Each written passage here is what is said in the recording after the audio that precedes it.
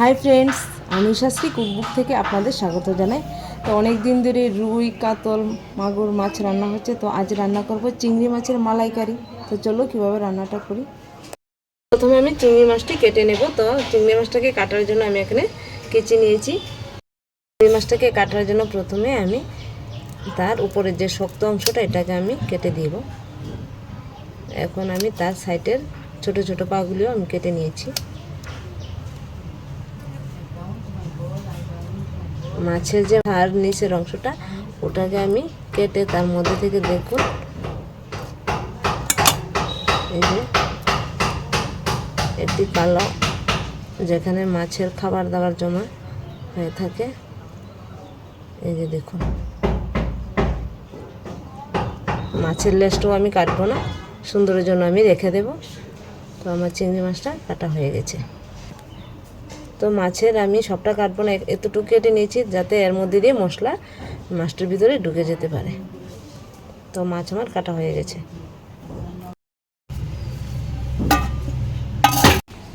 চিংড়ি মাছ আমার ধোয়া হয়ে গেছে। তো বন্ধুরা, এখানে আমি 500 গ্রাম চিংড়ি মাছ নিয়েছি। তো আমার চিংড়ি মাছগুলো মাঝারি সাইজের।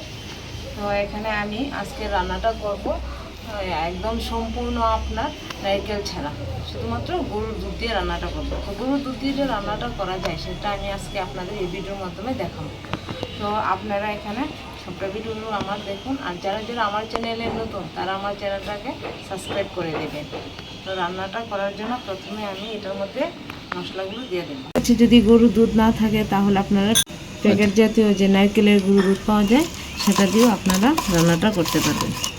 আমি 15 মিনিটের জন্য ঢাকা দিয়ে রাখবো। আমি সরষের তেল দিয়ে দেবো।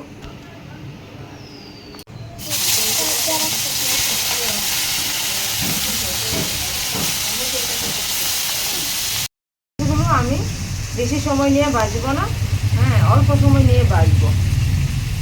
মালাইকারির জন্য যদি আমি মাছটা বেশিক্ষণ সময় ধরে ভেজে নিই না, তাহলে চিংড়ি মাছটা শক্ত হয়ে যাবে, মালাইকারি করলে রান্নাটা ভালো হবে না।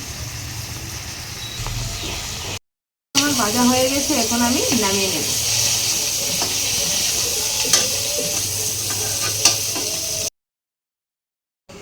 চিংড়ি মাছের মালাইকারির জন্য এখানে আমি টমেটোটাকে কুচি করে নিয়েছি, এটাকে আমি এখন পেস্ট করে নেব। এখানে আমি দুটো টমেটোকে পেস্ট করে নিয়েছি। এখানে আমি দুটো পেঁয়াজ নিয়েছি, পেঁয়াজটিকেও এখন আমি পেস্ট করে নেব। দিয়ে দেব গোটা কাঁচা লঙ্কা, দিয়ে দেব কুচি করে রাখা আদা।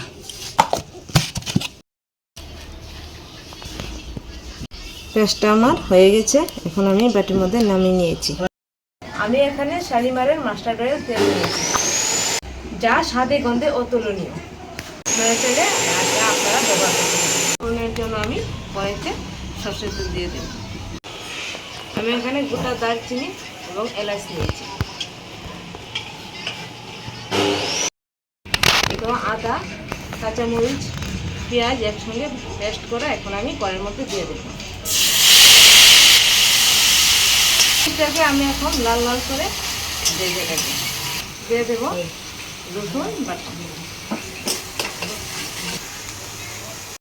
এখন দিয়ে দেব ধনে বাটা, জিরে বাটা, হলুদ গুঁড়ো।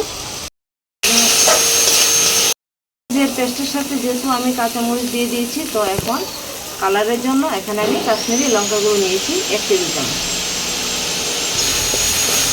এখন মরিচটাকে আমি ভালো করে মশলার সাথে কষিয়ে নেব। মশলা কষানো হয়ে গেছে ভালো করে, দেখুন তেল ছেড়ে দিয়েছে। তো এখন আমি 250 গ্রাম গরুর দুধ দিয়ে দেব।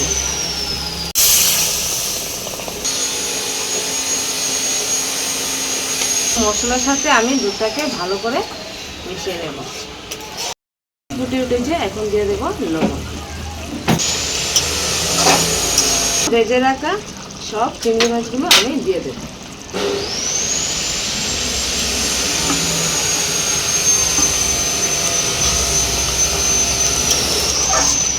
চিংড়ি মাছ দিয়ে আবারও আমি ভালো করে নাড়াচাড়া দিয়ে নেব।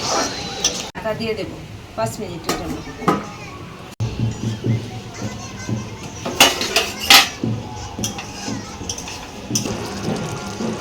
এখন দিয়ে দেব গরম মশলা বাটা,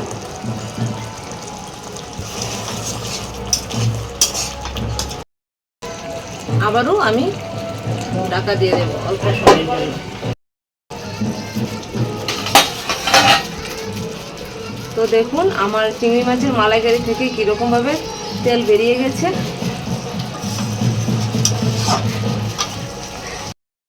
দিয়ে দেব ঘি, এছাড়া রান্নাটা তো একদমই মানে পূর্ণ হবে না, তার জন্য এখানে ঘি দিতে হবেই হবে।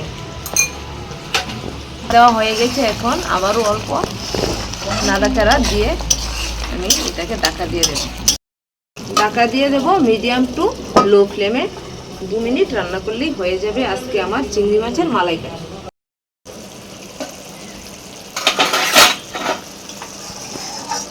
দেখুন বন্ধুরা, ঘি দেওয়ার পর আমার চিংড়ি মাছের মালাইকারিটা কত সুন্দর হয়ে গেছে, তেল ছেড়ে দিয়েছে একদম সুন্দর করে। তো রেডি আজকে আমার চিংড়ি মাছের মালাইকারি।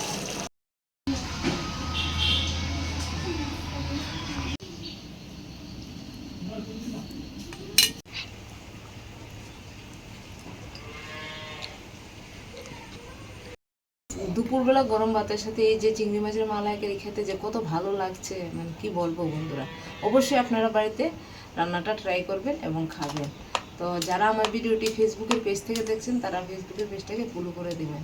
আর সবাই ভালো থাকবেন, সুস্থ থাকবেন। আজকের মতো টাটা বন্ধুরা।